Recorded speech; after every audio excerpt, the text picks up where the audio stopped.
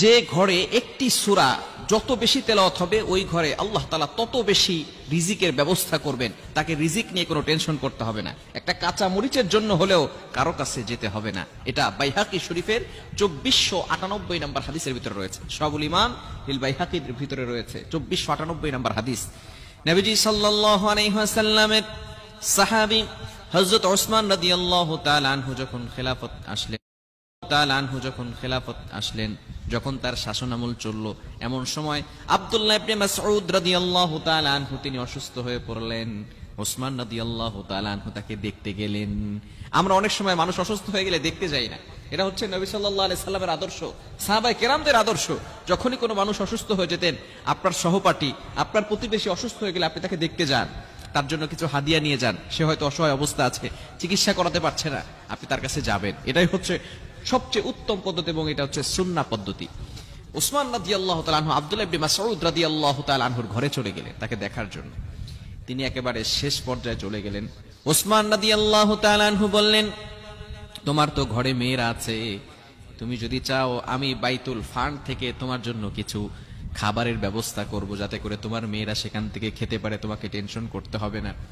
আব্দুল্লাহ ইবনে মাসউদ রাদিয়াল্লাহু তাআলা আনহু বলেন, আমাদের খলিফা ভালো করে শুনেন, আমাকে নবীজি সাল্লাল্লাহু আলাইহি সাল্লাম এমন একটা সূরার শিক্ষা দিয়েছেন, আমার মেয়েরা কোরআন পড়তে জানে, আমার মেয়েরা কোরআন পড়তে পারে, তারা যদি এই সূরার তেলাওয়াত করে আল্লাহ পাক রব্বুল আলামিন ওই ঘরের ভিতরে রিজিকের ব্যবস্থা করে দিবেন, অন্য কারো দরকার হবে না।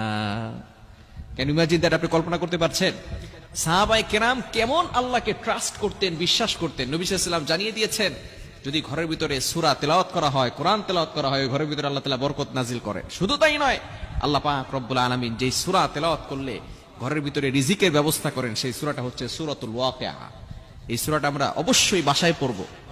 বর্তমানে সাহাবায়ে কেরামদের তারা নিজেরাও কোরআন পড়তে পারতেন, তাদের সন্তানদেরকেও কোরআন পড়া শিখাতেন। আমরা নিজেরাও কোরআন পড়তে পারি না, সন্তানরাও কোরআন পড়তে জানে না। সন্তানদেরকে কোরআন পড়া শিখান, আপনি নিজে কোরআন পড়েন।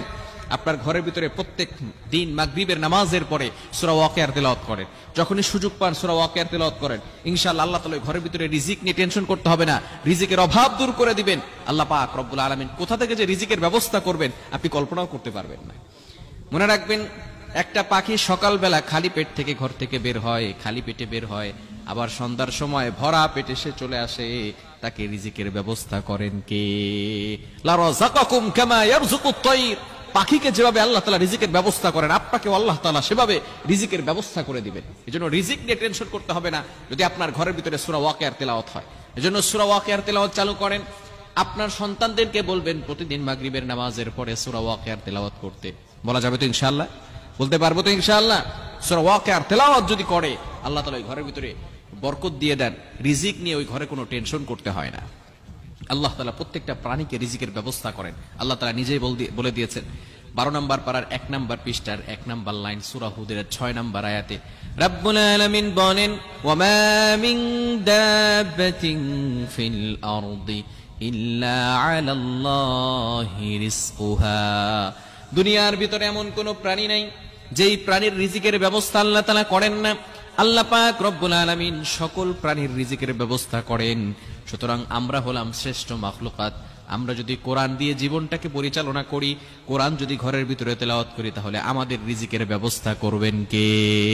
এজন্য অবশ্যই আমরা সঠিকভাবে কোরআনের তেলাওয়াত করব এবং সূরা ওয়াকিয়া প্রতিদিন ঘরের ভিতরে তেলাওয়াত করার চেষ্টা করব। আল্লাহ পাক রব্বুল আলামিন আমাদের সকলকে রিজিক নিয়ে দুশ্চিন্তা থেকে মুক্ত করেন। সকলে বলেন আমিন।